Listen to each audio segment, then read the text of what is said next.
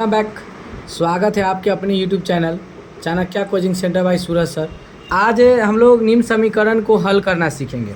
इसमें कुछ रूल क्या होता है कि पक्षांतरण करना पड़ता है कि जोड़ का जो संबंध होता है वह घटाव से होता है, घटाव का जो संबंध होता है वह जोड़ से होता है, गुना का जो संबंध होता है वह भाग से होता है, भाग का जो संबंध होता है वह गुना से होता है। इन चारों चीज़ों पर करना है। और दूसरा याद करना है कि जात जात के साथ, यानी कहीं भी अगर विवाह भी होगा, श्राद्ध भी होगा, तो जात जात का जो जिस ढंग का रहेगा वही चीज़ है। और इसमें कहने का मतलब होता क्या है कि यह तराजू का पलड़ा होता है। इसमें क्या होता है कि एगो LHS होता है बाबू रे, और इसमें होता है RHS होता है, और ये बीच में कड़ी होता है। अब इस सवाल के लिए देखा जाए, तो कहता है x + 9 है, और कहता है बीच में बराबर है जो इसके सामने है, और इधर 15 है। इसको चेक करना है, तो इसमें कोई भी हल करने में हमको चर राशि ज्ञात करना होता है।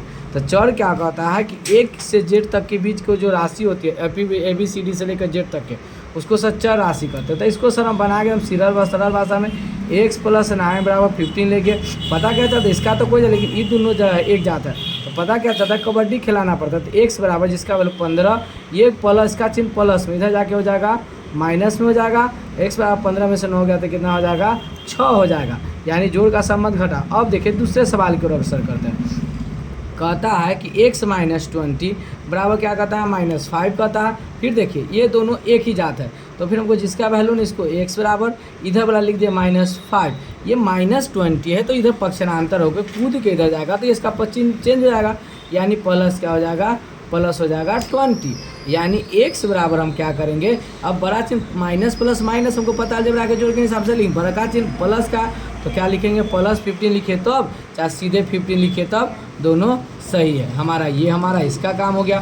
फिर अगला चीज़ कहता है कि यह गुना में है, यह जो है गुना में है, तो गुना का संबंध भाग से, यानी किसका वैल्यू निकालना है, x बराबर, और गुना में तो भाग में लेंगे 28/4 कर देंगे और काट दिए 7, यानी x का वैल्यू कितना हो गया, 7 हो गया। हमारा ये आंसर हो गया। अब देखिए आपको चौथा सवाल जो इस पर काम किया गया है, यानी भाग पर किया गया है। यानी भाग पर करने का मतलब क्या है कि भाग में है, तो भाग का संबंध है किससे बाबू रे, गुना से।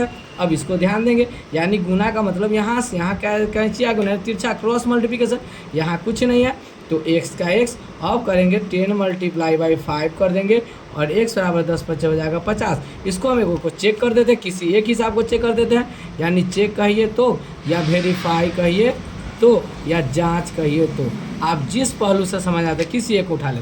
चलिए मैं इसको उठा लेता हूँ चेक करने के लिए। आप जिसका वैल्यू x बराबर कहता है 28, यहाँ x का मान कितना आया, 7 आया, यानी यहाँ पर रख देंगे, यानी 7 × 7, यानी 4 है, यहाँ लिख देंगे 4, और मल्टीप्लाई बाय रहने दीजिए 8, 7 × 4 = 28 बराबर है 28।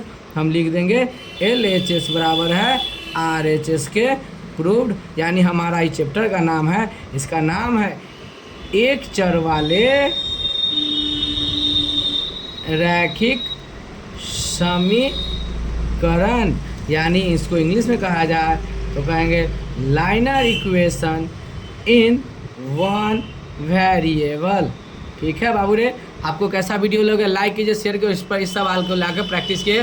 या कक्षा 8, 7, 6 में पढ़ना है, और किसी मोड में है, या CBSE हो या बिहार बोर्ड हो, BSE भी हो, सभी में पढ़ना होता है। Thank you.